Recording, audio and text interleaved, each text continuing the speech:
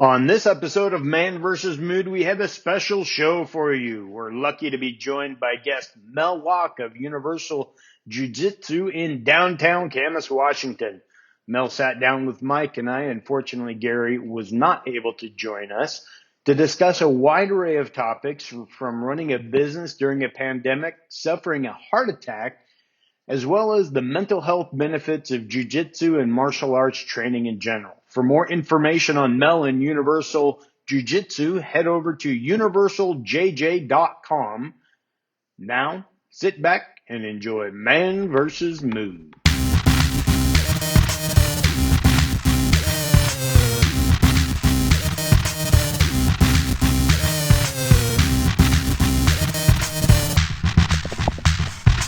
Welcome in, everyone. We are sitting here with a very, very special guest today, Mr. Mel Locke. We are down at Universal. Do you go by BJJ or is it? Jiu-Jitsu. Jiu-Jitsu? Yeah, Universal Jiu Jitsu. Right in downtown, beautiful downtown Camas, Washington. And he's been willing to sit down with us, even though I was a half an hour late because of me being who I am and just a crazy life. But Mel, we really appreciate you sitting down with us, and we're excited to learn more about what you've got going on, but the mental health aspect of jiu-jitsu and martial arts in general for guys and for gals. So, but first, as we always do, we want to talk about what we're feeling grateful for right now. So today, Gary is unfortunately not with us, but Mike is on my left, so I will begin with Mike. Mike, what are we feeling grateful for today? I'm actually feeling grateful for... Well, I'm moving in my girlfriend's house early. So we got carpet done. You got the carpet laid. That was a big deal. Yeah, it took a while. And so that finished up yesterday and arranged her garage. So I know, like, in the house, Maddie's room, well, what's going to be Maddie's room used to be her workout room. Mm-hmm. So in order for that to happen, I had to move stuff in the garage, put mats down, actually put stall mats down for the flooring. In the room? No, in the garage. Oh, okay. And moved her gym out there. Very nice. So when's that going to go down? Very, very soon? I've already moved Hunter's bed today. Nice. So we'll... Did you move the doilies? No, those are all staying at my mom's. Mel doesn't know what the doilies are. I do not. He's living in his mom's house right now, and she has divorce. A cornucopia of doilies. And so we recorded his house, and he's very self-conscious about the doilies. And so we, of course, hate the doilies. So we make a lot of fun of him for having so many doilies. Sure. Not many grown men have a doily every single place. Well, it's not even just on tabletops and things like that holding things. Yeah. It's even the frickin' curtains. Yeah. So we have a you'd lot understand of fun. if you came over and saw Sure. it. Exactly. So probably because you mentioned that you're going to be going on a trip soon. So yeah, we're going to La Push, which is up by Forks, Washington, where they filmed Twilight for all the female listeners. See, that's why you're going there. You're not going there because you want to see the beautiful Washington coast. Yeah, I'm going to bring the doilies with me to Forks.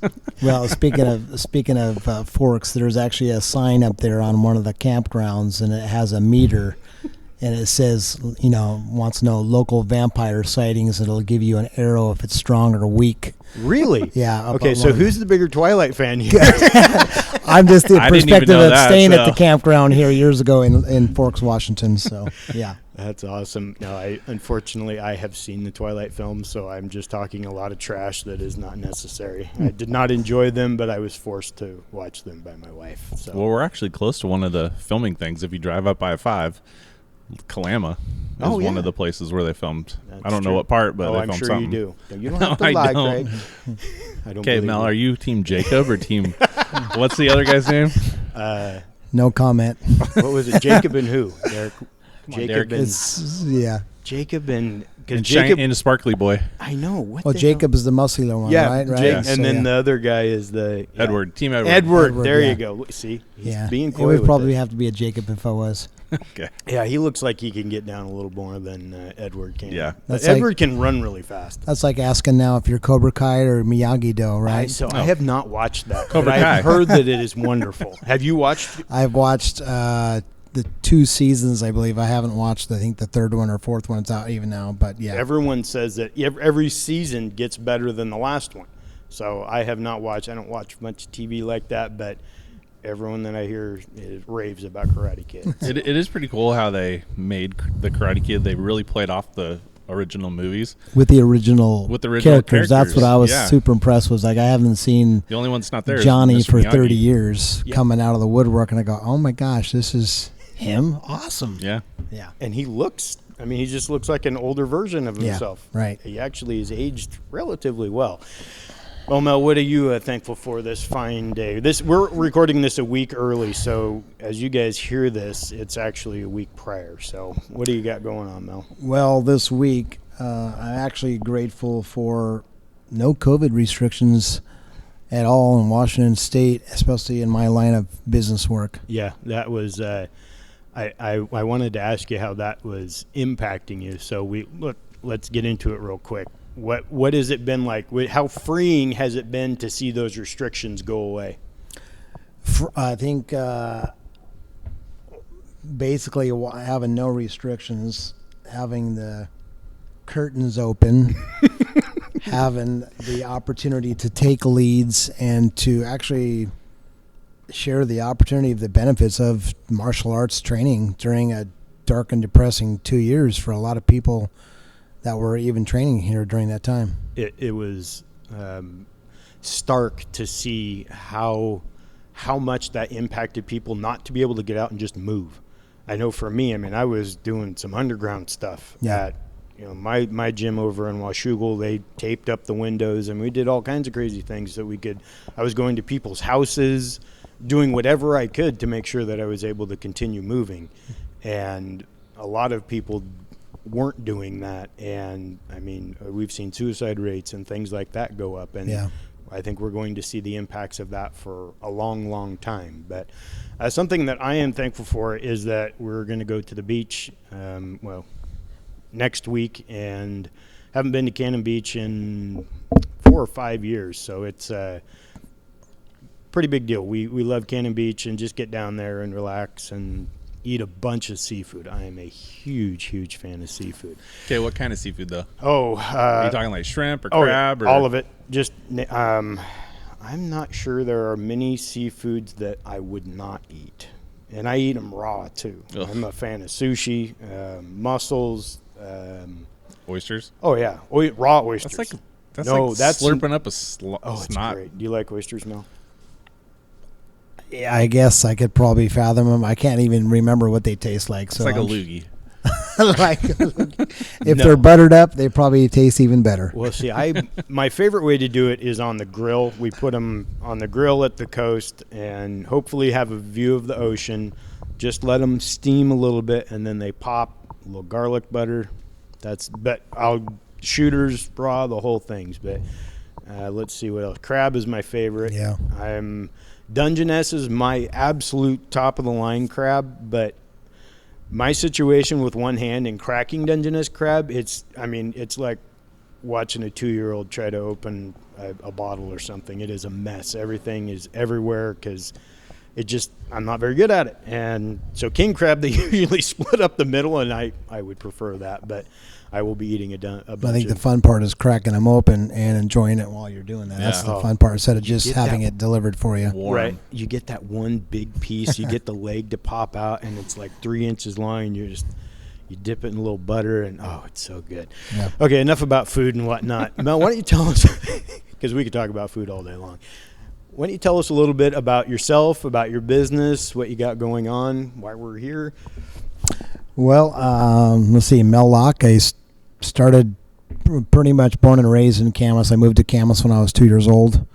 Been a Camasonian my whole life. Where'd you come from? A little town of White Salmon, Washington, about an hour up the Columbia River Gorge from here. North of Bingen. Yeah, Bingen. Yeah. And moved down here when I was 2. I've been living in Skamania for the last since about 22 years. Nice. So I bought a place up in Skamania. But been a Camas kid my whole life, pretty much. But now commuting back and forth 14. And been running the Universal Jiu Jitsu since '98. Ran it as a part-time hobby business for about 10 years. And then when the '08 came around, I lost my job full-time. I'm like, time to sink or swim. And I decided, I'm going to bet on myself, and went out and started running the academy full-time in 2009. that's one of my questions was what led you into doing this as a full-time gig? I mean, because that is a hell of a leap of faith to open something like this, especially before it kind of went mainstream. Right. So it was the financial crisis, and you said, "Hey, I'm going to." It was the financial crisis. I'd been working for Auto Trader for 13 and a half years as a sales rep, and basically everything was going good. And then we saw the writing on the wall with Auto Trader because print products were going away bye-bye a little at a time, right? And then you got these large conglomerate auto dealerships that be spending thousands of dollars a week with you in advertising. And one day you walk in, they go, "Mel, why would I advertise with you and spend $2-3 grand a week with you when I can get all my cars on Craigslist for free?" Yeah. And those questions started coming, and then the .coms were coming in, autotrader.com, cars.com, all these platforms where basically internet was taken over. So as we've seen, internet is a business killer and a business creator at the same time. And so back I think right around December of 2008, I got an email from the company that said we're closing up the Portland operations. And I had been running the academy since 98, part-time, coming in after hours from 4 to close, 5 to close. Probably had about 80 students at the time when the financial crisis happened. And I looked at my wife and go, "I'm not going to go work for another man. I'm going to try to do it myself. I believe in the business. I believe in jiu-jitsu. That I went from a karate kid to a jiu-jitsu kid. You know, that's how I changed. I mean, my passions changed. But and then I started running morning classes, and I think it was in 2005 The Ultimate Fighter came out on Spike TV, and that kind of pushed a lot of people in seeing what MMA was. And since then, jiu-jitsu, you don't even need to advertise so much in jiu-jitsu. All the UFC does it for you. All the references, striking and jiu-jitsu and wrestling, seems like. So that's a little bit about at the start. That's got to be a heck of a leap, though. I mean, we talk about mental health on here, and for you to have the faith in yourself, do you think that faith was grounded in the fact that you knew so much about jiu-jitsu, or was it just I've got to do it now, or I'll kill myself if I don't? Yeah, I think opportunity and timing was the same thing. I think jiu-jitsu, when we started the business in 98, it was a karate and kickboxing club. Oh, okay. And then after training jiu-jitsu, my passions changed, and I didn't want to do karate anymore. But and then I moved into some mixed martial arts training as well. But as far as I believe jiu-jitsu was just more of and it brought back the adult market. In the meantime, it seemed like as a kid, karate kid, it seemed like, oh, it's cute, I got my kids in taekwondo or whatnot. And that's not to make fun of those other martial arts. It just seemed it was more of a 14 and under program. Now my biggest demographic walking in the club is 30 and over, and I want to try jiu-jitsu. Really? Awesome. I'm like, perfect spot, perfect timing. So that was the risk management, was trying to decide, did I want to go in? My wife was not a worker. She was a home mom, and I had to ask her, would you consider going back to work if I went out and did this full time, right? Because benefits are not cheap. No. All that stuff. So there's a lot to decide to go into it. And I started running some retail pro shops and decided I just didn't look back. And then I was surprised that even through the bad economy from 08, 9, 10, 11, 12, we would be able to build a company from that. That's crazy.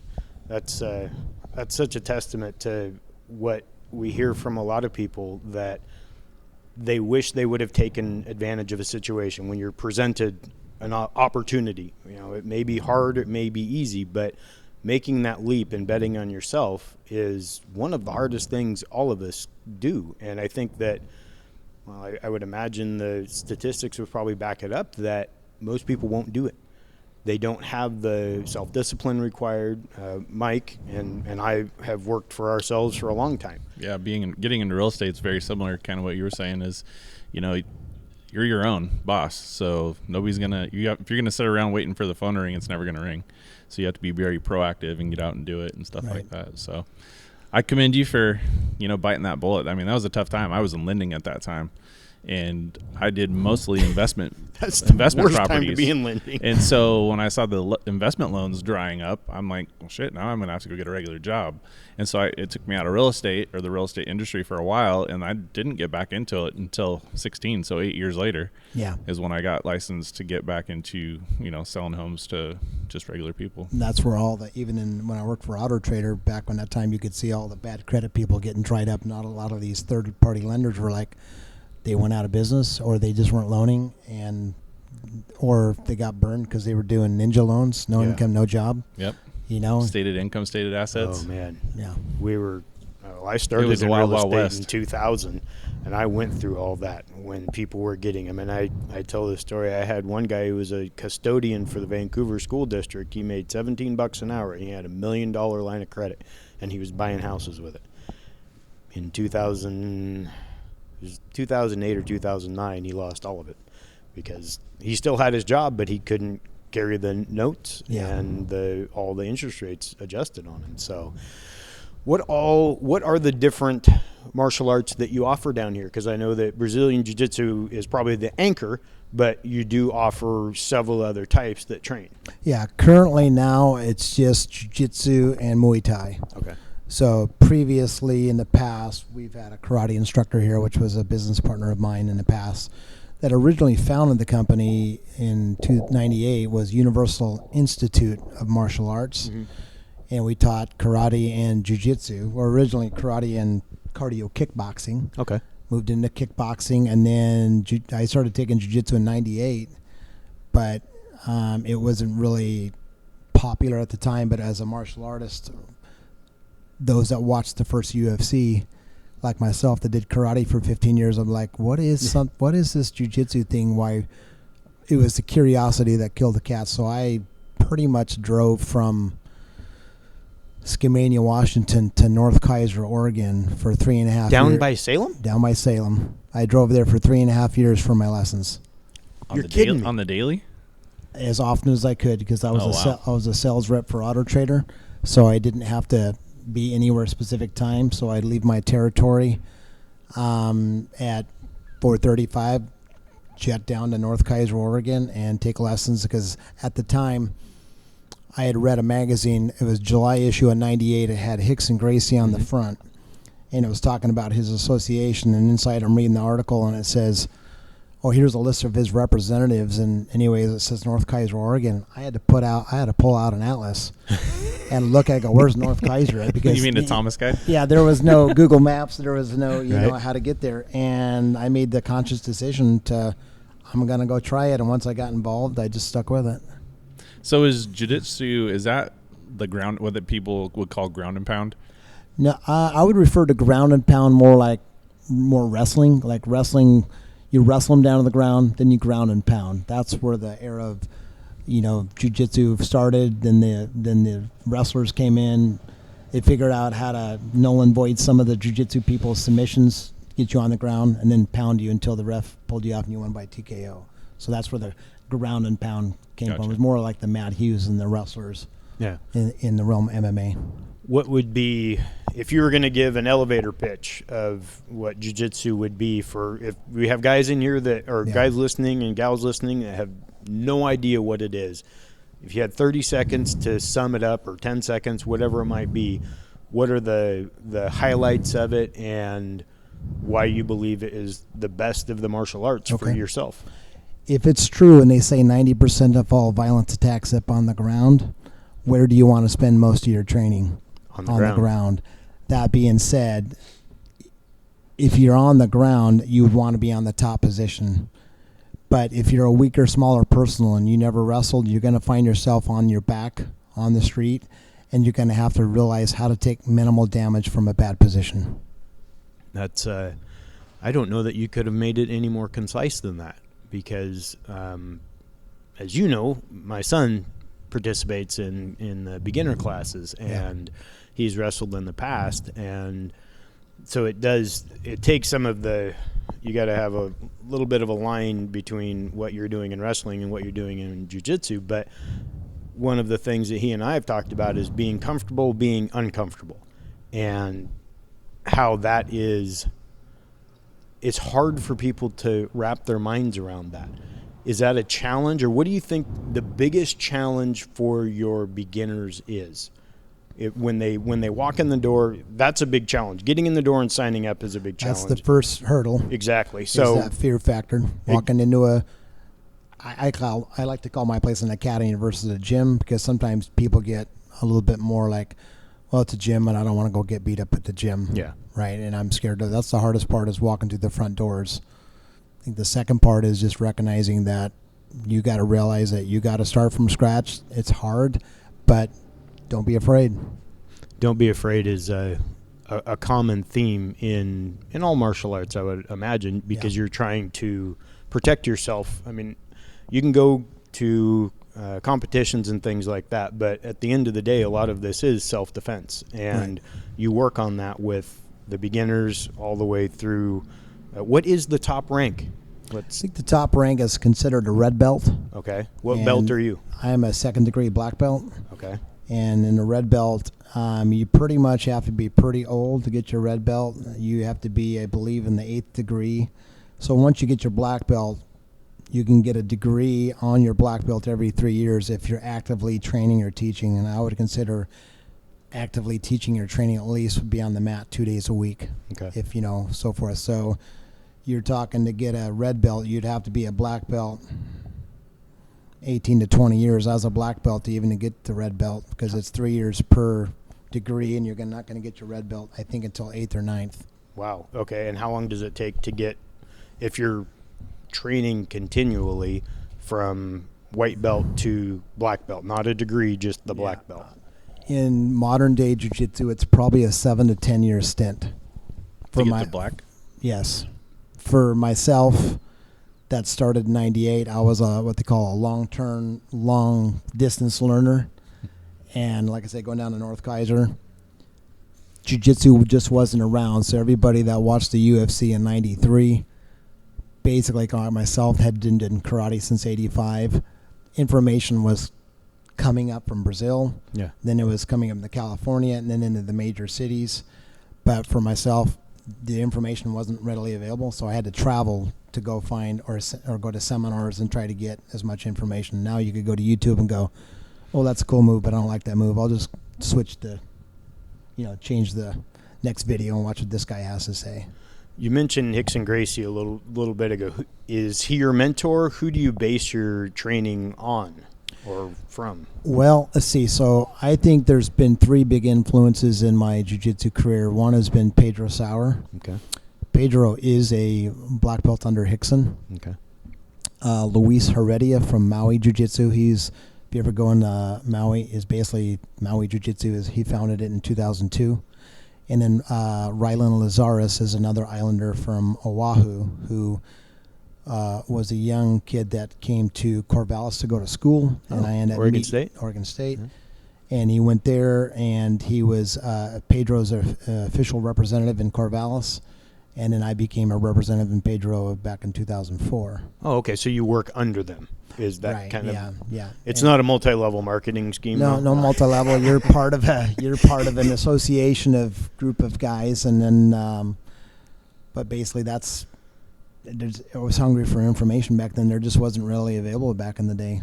I'll have to stop in Maui because I'm headed there end of May, first part of June. Yeah, you know whereabouts on Maui? Well, I'm sure you do because you've been there. Yeah, I was back there almost before Maui Jiu-Jitsu was even founded. Yeah. But Luis, I think it's Haiku, maybe. Okay. And but I know that the academy's huge. I haven't been to the new one, per se. Obviously with COVID and trying to travel different areas, it was kind of shut down for everything. But we stay connected through texting and social media. So, but those are my biggest 3 influences. Have been those 3 gentlemen. That's pretty exciting because I know that one thing that I have missed in my life is having a solid mentor.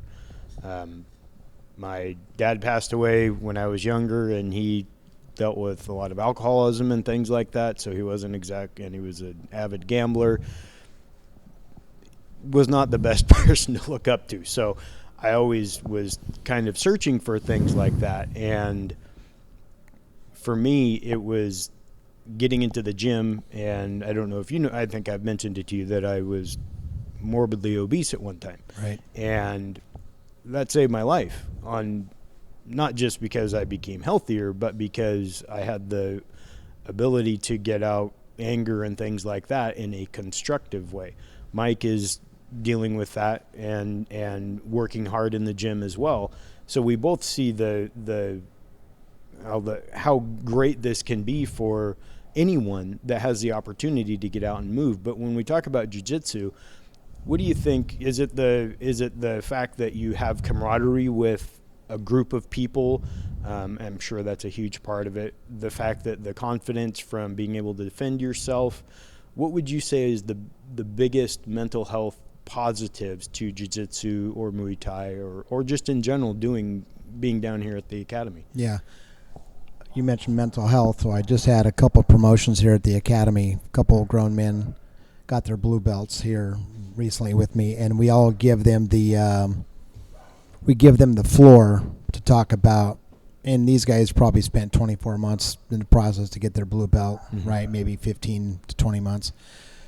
But these guys are saying that if it wasn't for the academy being open the last 2 years, I would strangle people outside versus I have the opportunity to try to strangle people inside the academy.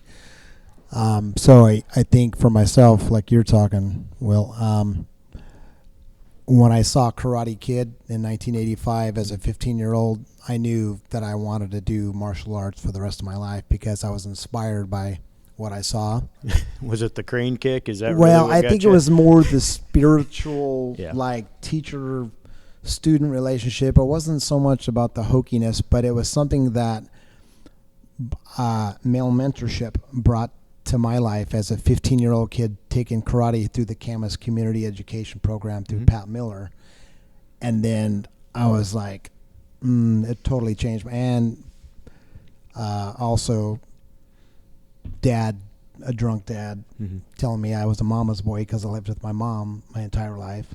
So you came from a broken home as well. Was a jerk and was alpha, and he was a fighter, and he from Bingen, and basically thought I was kind of a weak sauce, and then eventually I got punched in the mouth one time at 13 and put my lip through my tooth here, or my tooth through my lip. By your father or somebody No, else? by somebody else. Okay. And I was at that point scared to fight. And I probably had a short fuse, I assume, at some point. But after 15, when I started taking martial arts, after a while, I'm like, wow, I'm fairly good at this.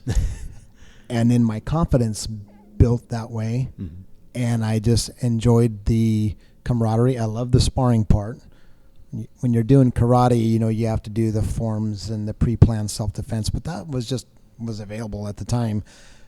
But when I transitioned to jiu-jitsu, there's a lot of things that are really not used or applicable. You use the warm-ups. Everything we do in jiu-jitsu usually has a purpose, versus like karate or kung fu, you're doing these 200-year-old patterns with no resisting opponent on the other end, and they're not really applicable in my opinion. And I did them for 15 years prior to jiu-jitsu. So, but the mental health and be able to now back instead of lifting weights, so it was like weights, pounding a heavy bag was my frustration. Now it's getting on the mat, wrestling a guy, getting squashed, trying to not let him tap me, try to tap him, and at the end you fist bump and you go, that was awesome. And everyone's cool. And it feels good. Yeah.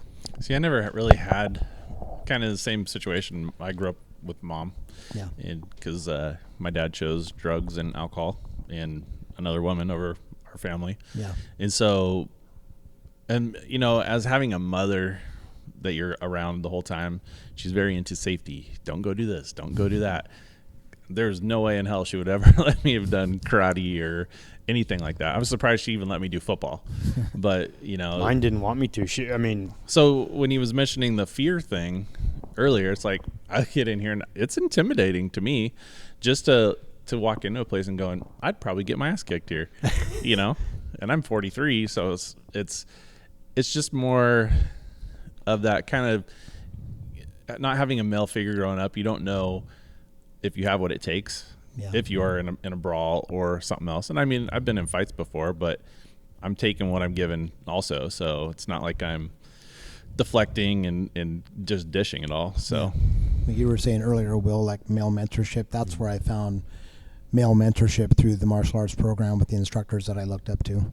And I mean, you've continued that on, even though you moved on from karate to jiu-jitsu, you maintain that mentorship role, because that's what it takes to be successful. Is you need somebody that is very experienced to teach you their knowledge. Sure. And I can see why the red belt takes so long, because that's like a supreme leader type thing. I mean, do you know of any red belts? I've never. Pedro's a coral belt. Grandmaster Elio here up behind me on the wall is passed on years ago, but there are some, I would imagine there's a handful of red belts in the U.S. and probably in Brazil and probably Japan and some other areas, but there's a handful left, I'm sure.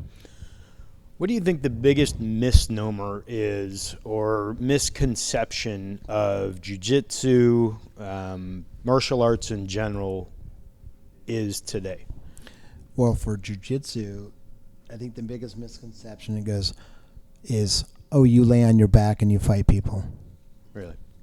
I only go to my back because the bigger, stronger person forced me to my back. Mm-hmm. So then I need to play what they call the guard position. And in my opinion, it's lesser of two evils. I either get the guard on you or you mount me.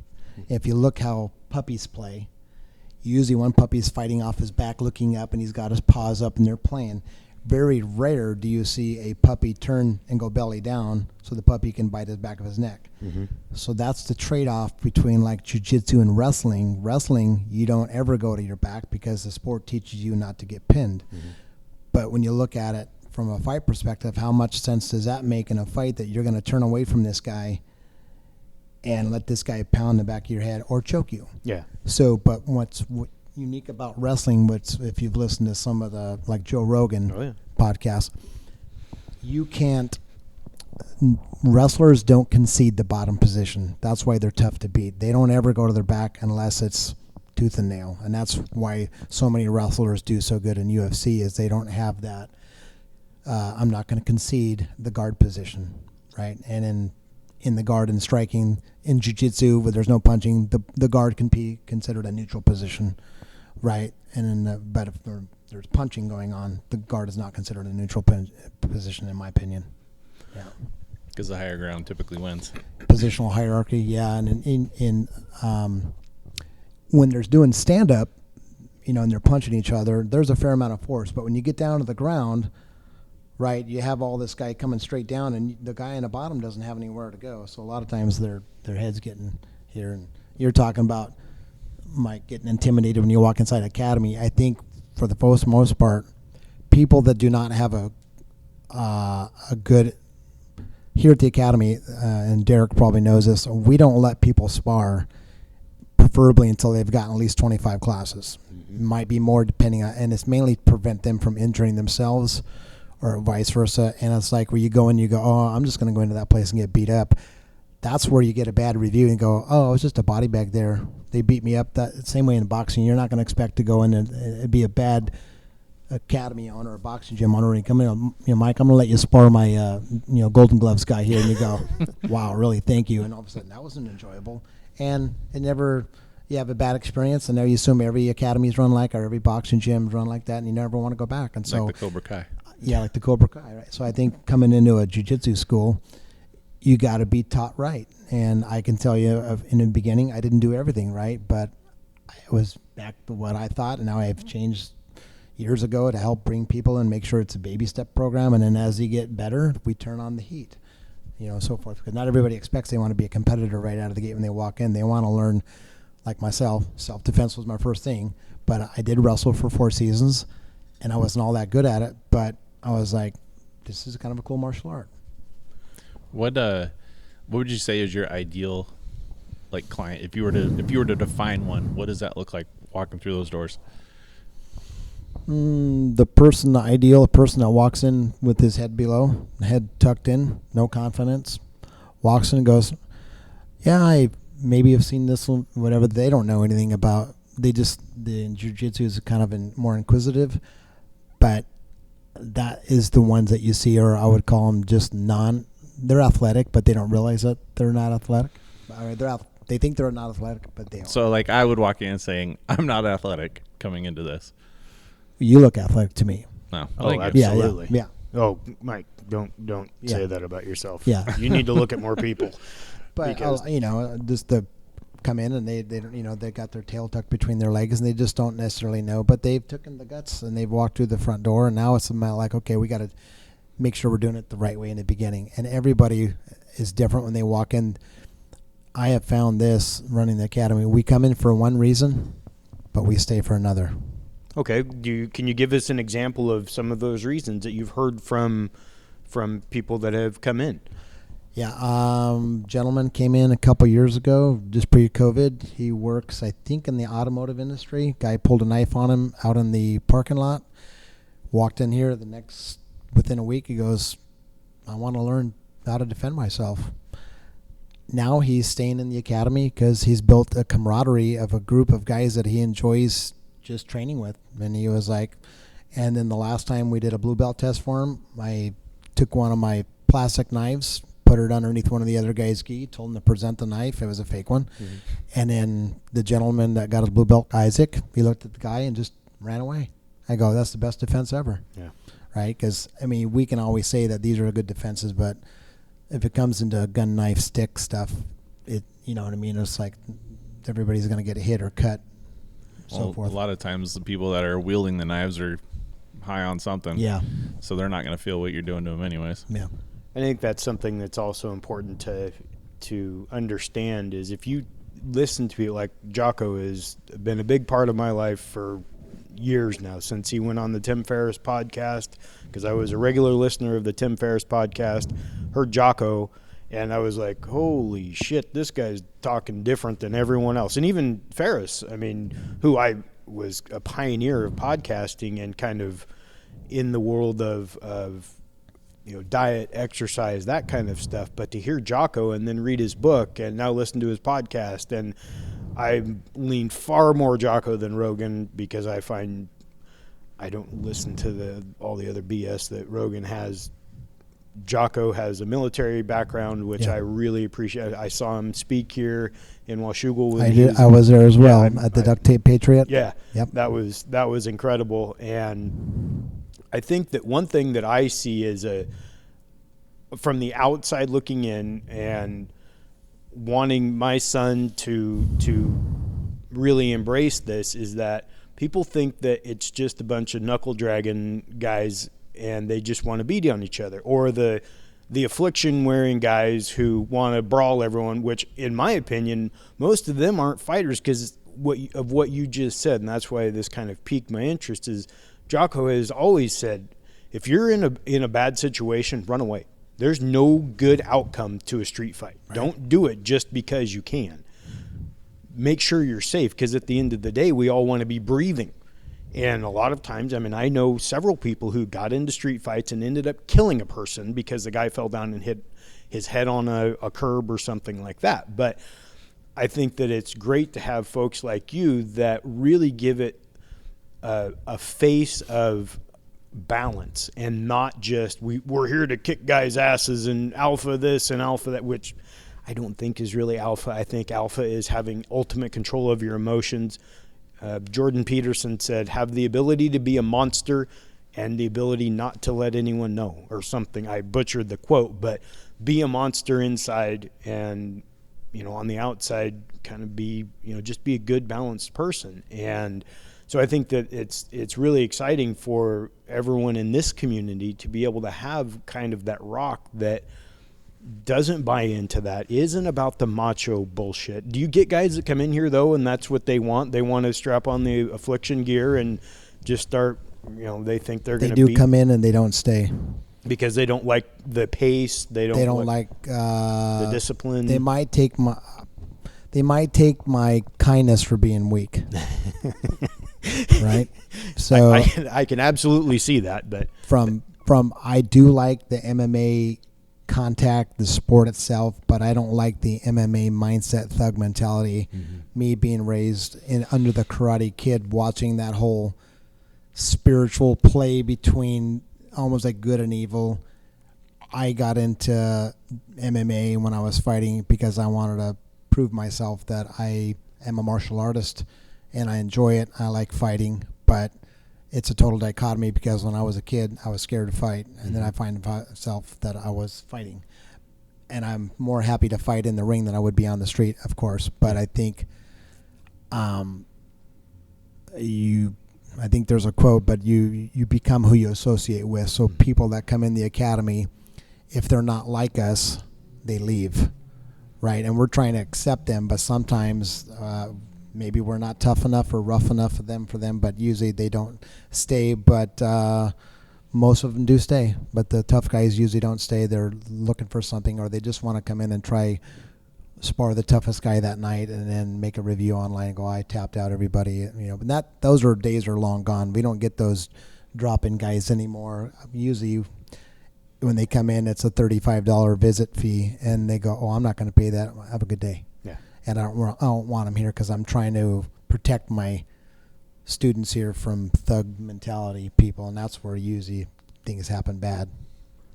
It is so important to teach our kids this idea of discipline, and along the lines of what you're talking about. A lot of times now they're quick to pull guns. They turn to weapons, the easy way out, if you will. I know that I can attest by having Derek here that you are very cognizant of making sure that the people, kids, adults, are in a place that they're comfortable with and they're not going to get hurt. If they're a little bit better, then you'll move them up. If they're not as advanced, then you'll move them down. And I know that as a parent, that's very comforting to know that, yes, I know that there is a risk to my son, that he could get hurt, but I wouldn't let him live in a bubble. And to see you take that care for each one of them. And I know that when I come in here and at the end of practice, I'll swing by sometimes and just, see how things are going. And to watch these kids and adults as well, actually probably far more adults, the reverence they have for you and the respect that they have for your teaching them is a testament to jiu-jitsu and that mentality that we're talking about here. It isn't something that you just say that you're going to do. I see it when I come in. And it's so commendable because nowadays, we talk about it on the podcast all the time, how everyone just does the easy thing. They're keyboard warriors, and give me your address, I'll come kick your ass because you told my girlfriend that your breath stunk or whatever it might be. But these are the types of places. So, the reason I'm saying this is for any parents that are out there. I see how the classes go. I see how my son is after the class. And yeah, he gets beat on sometimes. You're like, wow, man, that guy was pretty hard. But it's kind of cool though, because he knows he's learning something from it. He knows that he's gaining more confidence from it. And in the end, that's what we want as parents. We want our kids to be confident so that they can go out and tackle the world, because we can't be there to do everything for them. Yeah, we'll help them past 18 probably, but once they reach about 22, they'd better have their shit together. And this discipline is so good to help that. I wrestled, so that's what I got, because like you said, I was a child of the 70s as well. We didn't have jiu-jitsu or anything like that. For me, the listeners know that I have one hand, and I am going to get in here. We've been recording a lot on Tuesdays and Thursdays and had stuff, so I haven't made that commitment yet. But I do. But I'm going to. For anyone out there that has physical limitations, would you recommend jiu-jitsu, Muay Thai? What do you think like for me, without a hand, I'm going to be able to, I know that some of the guys are looking forward to beating on me already, but well, he is too, but Dismang and Shandar. But the people that might think that whether it's a weight issue, I'm not in great shape, you have the ability to kind of ease them into that though, right? Right. How many classes of Muay Thai do you do compared to Jiu-Jitsu? It's probably 90%, 10%. So Muay Thai is more of a supplement to Jiu-Jitsu. I just hired a Muay Thai coach about 3 weeks ago to cover my position so I could actually expand and move away from that program, even though I still like striking. My passion's changed, but it's a supplement to jiu-jitsu. But I think if you're going to supplement and learn a punch and kick, it should be Muay Thai or boxing, right? But so Muay Thai is based on striking in general, but right. from a standing position or on standing position. Yeah, it's basically Thailand-style kickboxing where they call it the art of 8 weapons, where you're using hands, elbows, knees, and feet, versus the old days back in the day, kickboxing in the 70s in the U.S., where they wore the long pants and the boxing gloves, but there was no kicking below the belt. Everybody considered kicking below the belt was cheap until you fight a Muay Thai guy and he Charlie horses your left quad and then you can't stand up on your leg and you go, oh, Lord, you can't stand on your foot. So there's been plenty of cases where the Muay Thai guy just picks the guy's front leg apart and then he can't stand, or he's got this hematoma on the front of the left quad. And then once your shin bone goes across the big meat, it's usually dead. That's called dead leg, right? And then you see sometimes guys can't pick up their leg anymore. They got no spring in their step. So learning both, but as far as like longevity, I don't prefer to get punched in the face anymore. At 50, almost 52. So I know that I can do jiu-jitsu long term, and I think that I have a 66-year-old. That's what I was just going to ask. Who's your oldest student? My oldest student is Randall, and he's 66 years old, and he's a Matt Savage. Really? And he was a very competitive firefighter, guy that did all the stuff in California where they do all those firefighter contests and run up the stairs. And he came in at 60 years old, and I'm like, not an average 60. So limitations are, all, of your mind sometimes. Yep. But I was recommending the time you and I talked to look at Jean-Jacques Machado, who was born with one hand, and he's a world jiu-jitsu champion, and he's also a family member of the Gracie family as well. Oh, okay. And they were pretty much stepkids of the Gracies, were raised by the Gracies, if you read the study on them. But I prefer jiu-jitsu, but as far as like supplementing, Muay Thai is a great supplement, you know what I mean? But ours is more of a skills and drills class. It's not a fight class. I moved away from MMA fight team focus probably a decade ago. So this isn't Fight Club? Not Fight Club. Even though the last 2 years, we don't talk about rule number 1. Exactly. We don't talk about rule number 1. I learned that very, very, very quickly. So would you say most of the challenges when people come in is more mental than it is physical?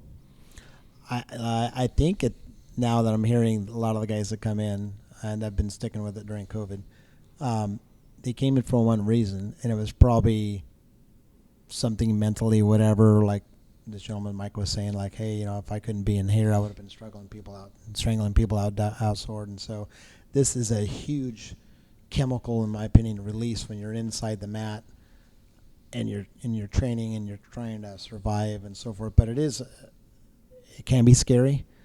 I am always talking to students about, look, if you don't trust this guy with your arm, you need to tap early before you tap later. And then I need to talk to the other student like, look, you don't need to rip into his arm because you guys are going to train again tomorrow. But you got to sharpen his sword, right? So you can, so like Shandor, as an example, right? A very tough kid here, been training with me for at least 10 years.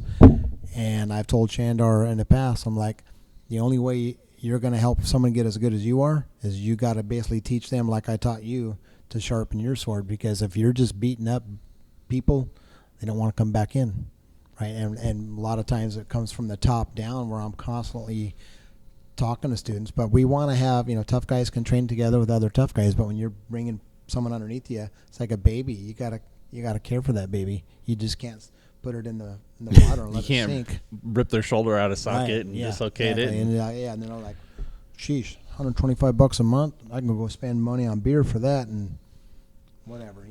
That's not recreational. They got recreational income they can do something else with. Well, and you get a lot of guys. I think that they're, I'm a big proponent of diet and exercise just because it's important. But we see so many out in, just the general public that are not healthy. And I want to kind of shake them because I know what it's like to be in their shoes, but I also know what it's like to overcome that. Do you have a story that you could tell about somebody that has overcome, that you've seen here in your academy, an incredible challenge, weight, drugs, anything like that you can share for the listeners to give them an idea of just how powerful this can be? Yeah, I think jiu-jitsu is one powerful tool, but the other thing, you got to be able to have whether it's an instructor or a team leader that actually can walk the walk as well. Because if I was just a jiu-jitsu badass mat rat, but my lifestyle outside of the gym was horrific, I would probably say that these guys would follow in my suit if I was in the drugs as well and so forth. So I can tell you years ago, I had a gentleman come in at 310 pounds. Really? Very pale, really out of shape, no dream, no desire. Came in, and was actually really good, flexible, went all the way down to 185 pounds. Holy moly. Fought MMA, averaged out to about, eventually worked in around 205. We went down 185, found that it was too light. Changed his attitude, changed his focus. I have a gentleman that I trained with this morning. He's down to 195, started with me at 250. He's just turned 40 years old. And so I think the biggest thing is I hear from students or other people that I see on the street, when I get into shape, Mel, I'm going to come take jiu-jitsu, right? And I think jiu-jitsu was the one that actually will get you into shape because it is just such a good workout. Yeah. And then you're going to want that change, and you're going to want to come back for more to burn off those extra calories or the camaraderie or whatnot. But it's not a God, but it is God. It has been God for many people here. Oh, I think that, I know some people that have been changed. Their lives have changed dramatically because of you and what you've done down here. The drugs and alcohol and still trying to do this. You said, walking the walk is very important, because I'm sure there are instructors out there that are not good at that. They may be very good on the mat, but, going kind of back to what Jocko has said, there's, guys are doing steroids. They're trying to do all these things. And he's like, there's no reason to do any of that. You don't need to go and make yourself The Rock or something like that. You don't have to look like an Adonis to come down here and get yourself in shape. Yeah. And that's the thing that I try to, really impress to people whether I'm talking about this or just going to the gym, is that you just have to start. And that first step in the door is 90% of it. Speaking of percentages, though, what do you think percentage-wise jiu-jitsu is mental and physical? Could you give us an idea? Because I think I know what it is, but I want to hear from somebody that actually knows what the hell they're talking about. It does change at times. As an example, when you start training jiu-jitsu, it becomes very physical.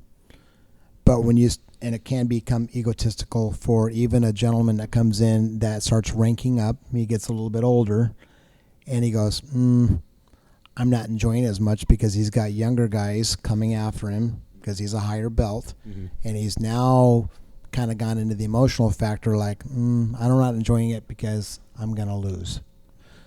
Everybody's going to lose at some point, getting tapped out, but you just have to accept that there's going to be younger guys coming in behind you, taking it. But really, it's just like, as long as we can control certain people. There are what we call mat bullies, and I try to make sure that I kick the mat bullies out of the gym. What's a mat boy? A mat bully is someone that is pretty much, having his way with people in here, but he's not nice about it. Okay. Constantly, if you're going to spar with him, you have to feel like, oh, this guy's going to rip my arm off. And then I have to have individual talks with that person about, like, look, you can't be the mat bully. You know what I mean? People respect you too much because you're skilled. You don't need to prove it by damaging their arm, right? Mm-hmm. And so there's that type of thing. Or then there's sometimes where I have one guy that thinks he's a mat bully, and then I have to go over to one of my other instructors, like a Dismang or something. I go, put the guy under distress tonight, would you? Okay. Under distress. That's, yeah. I bet Scott just loves hearing that. It's one of his favorite things. Yeah. So, but that, it does change mentally and physically. But I do know when you're training live jiu-jitsu, you're not thinking of anything else at the moment other than surviving. You're not thinking about your problems with the world. You're worried about this guy choking you, whatnot. And so you just get to leave everything away for the outside of the world for those 5 minutes that you're rolling with this guy, or for the half hour in the gym. But obviously, I've known black belts that have committed suicide. Really? Yeah. What do you think how does that line up? It is a really tough for me to swallow, and I don't know exactly where their inner demons come from. There was a gentleman that was across from Oregon that was a instructor over there in Oregon. Eventually, ended up being a Team Couture jiu-jitsu coach down in Vegas, and he took his own life. And he ran MMA. He was a very high level coach, and people respected him and so forth. And you when you hear it in your own industry that people are at the highest level are committing suicide, then I don't know what is happening where these, what is happening. That's so hard to swallow when you hear that, when the other guys that are mat savages, they seem fine with people and they're out and about, but and then all of a sudden, they take their own life. There is something to say about, those inner demons. There's so many people that are running from certain things, and you might be able to come in here or go somewhere else, like at the gym or in the academy or wherever, and try to get away from them. But there's sometimes, like, I still struggle with mine. Like, we all do. I even talked about it a couple of days ago. It's just like really struggling, and I was like, I don't understand why it just keeps popping back up. And because I'm going to the gym a lot, I'm working out, I'm eating healthier, like I'm trying to do all the things, but what's the one that's going to kind of kick over in your head to get away from that? And that could be, they could be running from a lot of different things and become mat savages, like you said. But yeah, I think they're like some addictions. They're still have an addiction personality, where they go from drugs and they come in here and they're a mat rat 5-6 days a week, but there's no life ambition outside being a jiu-jitsu champion or a jiu-jitsu, being the tough guy in the gym.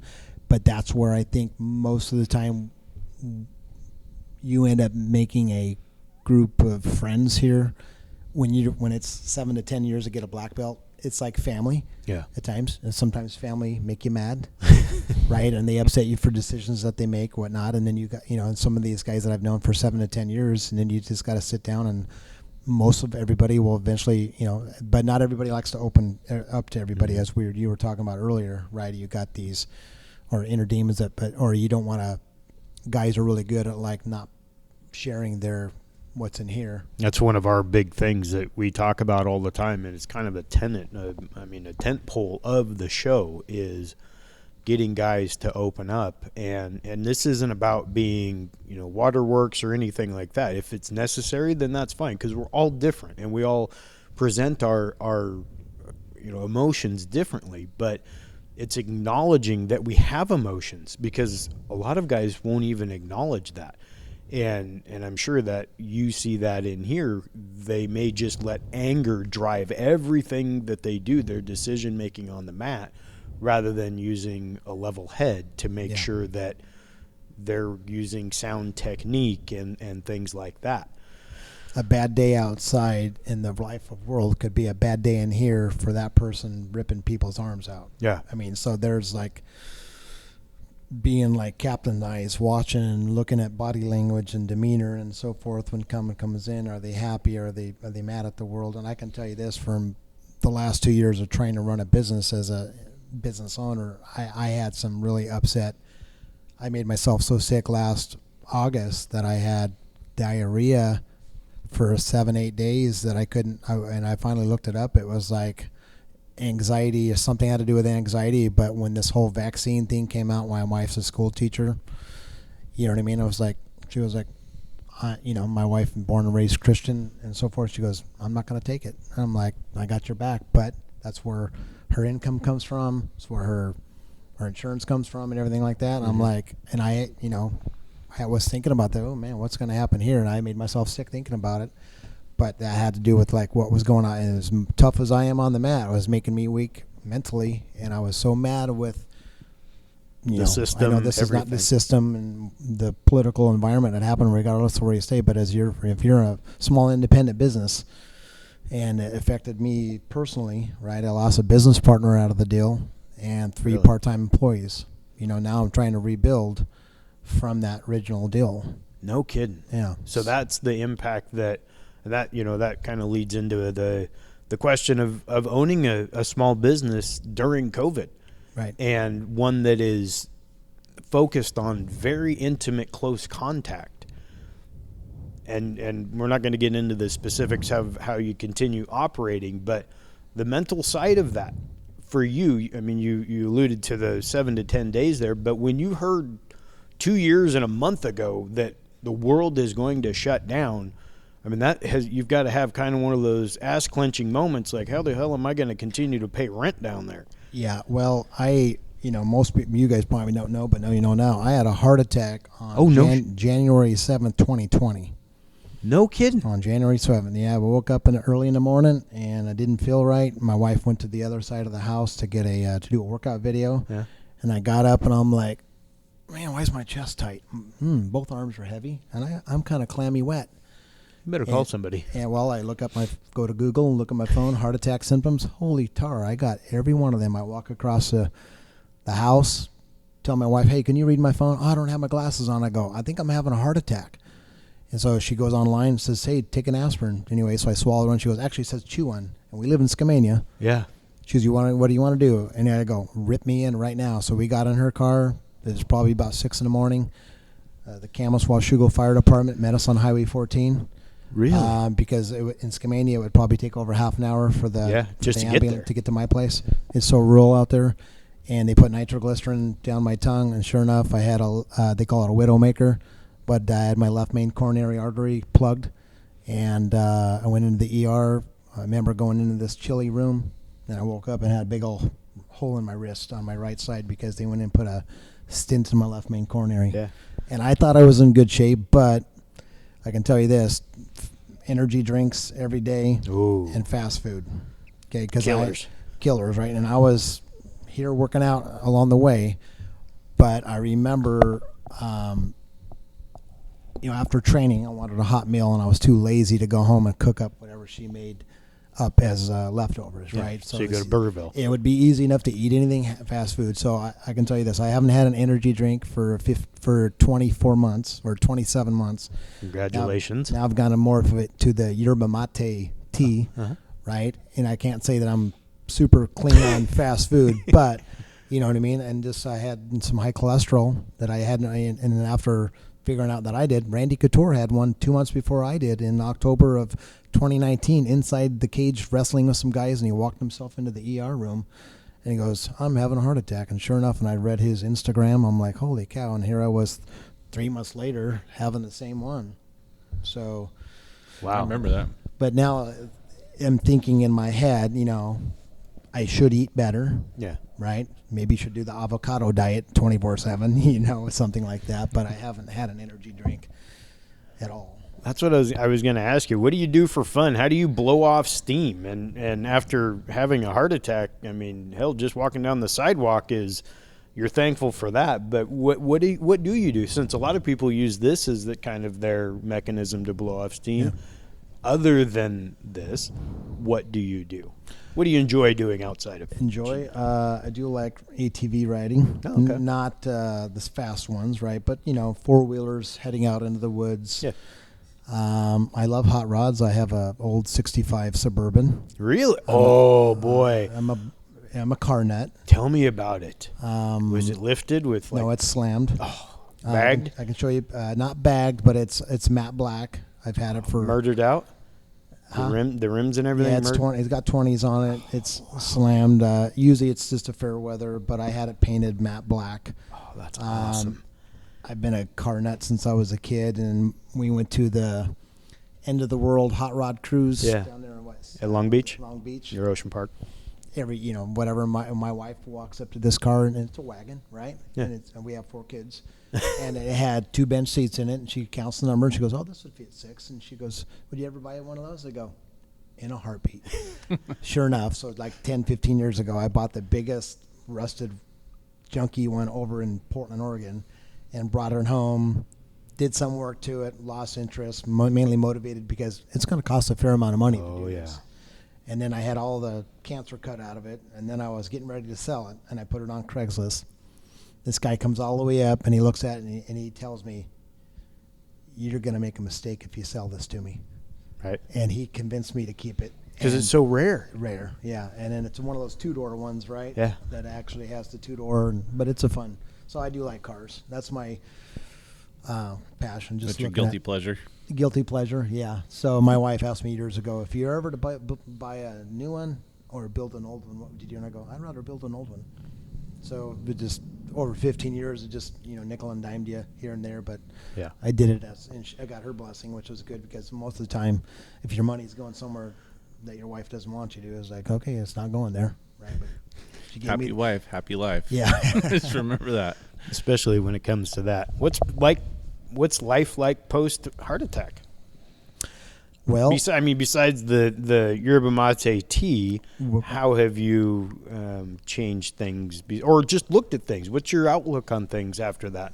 well, it was tough in the beginning because as soon as January 7, 2020 happened, 2 months later, COVID happened. Yeah. And I was trying to save my business. So I had anxiety going on after that, having one of probably the biggest retail spots in downtown Camas on Main Street. But I had a good team that pulled us through, and they said, hey, we need a place to train where this is over. And if it wasn't for my team, we wouldn't have had a business. Okay. And I'm super grateful. I lost over 70 to 80 kids out of the first go-around, dropped in a heartbeat. A lot of the adults stayed with us. Some took a break. Some bought one-year memberships in advance. Some bought advertised for a lifetime membership. Oh, wow. Through my email system one time, and as long as we're at this location and we're still in business, you have so had a person buy a lifetime membership from me that really helped out. Yeah. So health-wise, less sugar, I can tell you that.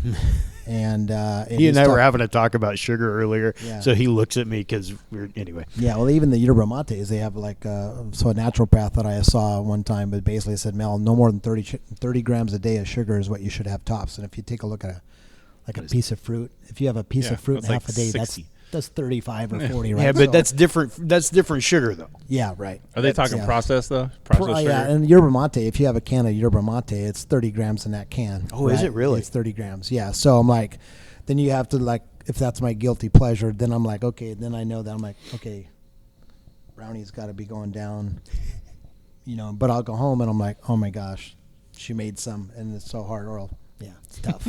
Well, it's all about moderation. Yeah. That's how I got through. I yo-yoed my weight for many years, and I would go from.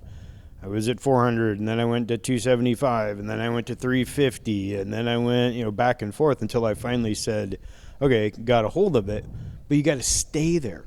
And so I allowed things to come back into my diet because I had 3 rules. I had no wheat because I'm allergic to it, Okay. no sugar, and nothing fried or nothing with added sugar, excuse me. Yeah. And I stuck to those 3 rules, and then like we were talking about over Christmas, kind of went a little haywire and had Christmas He cookies. fell off the wagon. Oh, I didn't fall off. I got ran over by leaped it, too. off and went off. It was bad. But we talk about the impact sugar has on your brain and creating anxiety and things like that because of glutamate reuptake. And you can really get into that and understand where the basis of anxiety and depression, it's a chemical imbalance that you can have. You don't need to require prescriptions. You can just kind of try to control it yourself. It's not 100%. I'm not a fan of antidepressants, but that's my opinion, and my opinion is my opinion. It doesn't matter what anyone thinks of it. But Mel, as we wrap up here, why don't you give us some information? Where are you located? What's your address? What is your email address and the website? If anyone wants to get any information about you, and your phone number. And we'll have all of this with the podcast and whatnot. But for those listening, why don't you give us a rundown of all your contact info? Okay. Universal Jiu Jitsu, right? Beautiful downtown Camas. Beautiful downtown Camas. We all love it so much. I live in Camas. You can notice inside the gym, though, that I have all Camas colors in here, right? Yes. Yeah. Red, black, and white. Well, Was the theme that I I'm a started. Washougal kid, so Well- he's got all the Camas garb on as well. But we're Washougal kids here. Yeah, so I am a Washougal kid since the last 20 years, Yeah. right, since 2000. But we're at 217 Northeast 4th Avenue, Camas. The Academy phone number is 360-210-4588. UniversalJJ.com is the website, and you can always, Universal BJJ or UniversalJJ.com. Yep. It looks like you're on Instagram and Facebook too. Oh, yes. You can find me on Instagram on Universal_BJJ. Okay. And then on Facebook under Universal Martial Arts. And you can personally email me at Mel, M-E-L, at universaljj.com. Very nice. Well, do you have any final words? Anything that you would like to, a message you would like to deliver to anyone, or say any, parting words? Well, if you've ever considered doing any martial art, try jiu-jitsu. Don't be scared when you walk in the gym, and then find the right people and the right partner to train with when you come in, and you'll enjoy it. Mike, you have anything? I just got one quick question. Yeah. Has anybody ever said that you look like the Danny Bonaducci of Camas? Oh, Danny, you do Danny look like Danny Bonaducci. Bonaducci. And you sound like him. is this the one that's on NCIS? No, he was the No. Partridge Family or something. That's right. And then he became a shock jock and all that. You do. Okay. You got the red hair and everything. Yep. I was like, as soon as I walked in and saw you earlier, I was like, he's putting up those I don't Danny think he has Bonaducci the vibes. anger and the No. severe drug and alcohol addictions. that No, Danny just the Bonaducci- look and Yeah. the sound. Exactly. Cool. Well, No, I appreciate it. Mel, thank you very much for joining us. We really appreciate you taking the time, and hope that everyone out there listening just check out the website. I'm sure you'll be more than happy to take a phone call or an email if anyone has any additional questions. But I know that I can attest to the power that jiu-jitsu can have a positive way for your kids or for yourself. So thank you very much. And if you're not local to our area, look out in your area for a local jiu-jitsu gym and just get some more information for your kids, for yourself, just to get out there and get into the sport. Exactly, because it's all over the world now. Thanks a lot, Rogan. You're welcome. Thank you. We gone.